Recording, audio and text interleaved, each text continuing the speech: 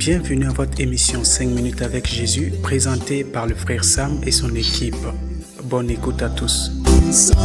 Aujourd'hui, nous sommes ravis dans la grâce de Dieu et nous voulons retourner dans nos passages de Genèse, le chapitre 3, et nous sommes toujours au verset 6. Il dit, la femme vit que l'arbre était bon à manger et agréable à la vue, et qu'il était précieux pour ouvrir l'intelligence, et prit de son fruit et en mangea.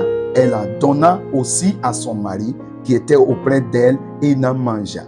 Donc, nous avons établi la fois passée que ça ne peut pas être agréable à Dieu, c'est que est désagréable à ses yeux. Parce que c'est Dieu qui est le saint sage. J'ai remarqué que le serpent est toujours en mission pour pousser l'homme à l'inimitié contre Dieu. Mais il sait bien que l'homme ne peut pas s'en sortir contre son créateur. Vous voyez, c'est comme juste fourmi que vous pouvez marcher dessus là, en train de révolter. Vous voyez, quand un être humain se révolte contre son créateur, où est-ce qu'il peut aller? Jusqu'où il peut vraiment résister? Vous voyez, il y a eu des hommes qui ont parlé contre Dieu dans des générations passées. Il y a eu des rois même qui pensaient qu'ils étaient si élevés, qui pensaient qu'ils étaient grands.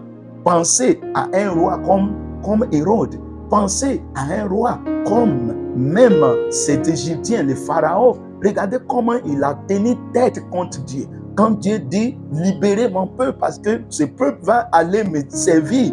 Regardez comment Pharaon pensait qu'il a une armée forte, pensait qu'il a des armes, pensait qu'il a la richesse et qu'il pouvait résister au pouvoir de son créateur. Regardez comment sa fin était. Regardez comment son armée qui fut la plus puissante armée dans ces temps. Regardez comment Dieu a noyé ces armées-là dans la mer Rouge. Regardez les miracles de Dieu. Regardez comment Dieu, sans descendre du ciel, a détruit tout arsenal de l'Égypte. Où est-ce qu'une créature peut aller? Jusqu'à quel point il peut aller? Mon ami, jusqu'à quel point tu peux résister à Dieu? Jusqu'à quel point tu peux vivre au contraire de la parole de Dieu? Tu ne peux pas. Parce que Dieu, il est éternel. Toi, tu n'es pas éternel.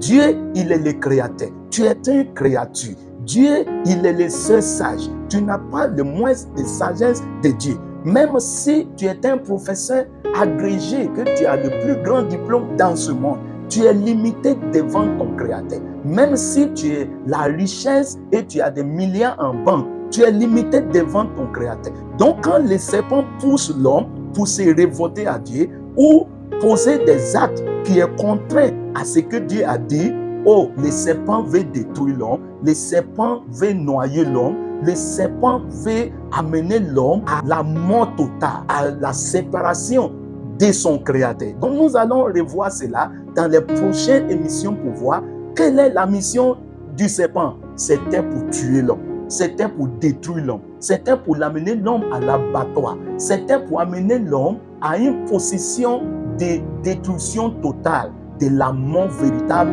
parce qu'il sera séparé maintenant de son créateur. Que le Seigneur vous bénisse, qu'il vous donne la grâce à ne pas lutter contre votre créateur, qu'il vous restaure à l'humilité et vous connecter à la source véritable de votre salut.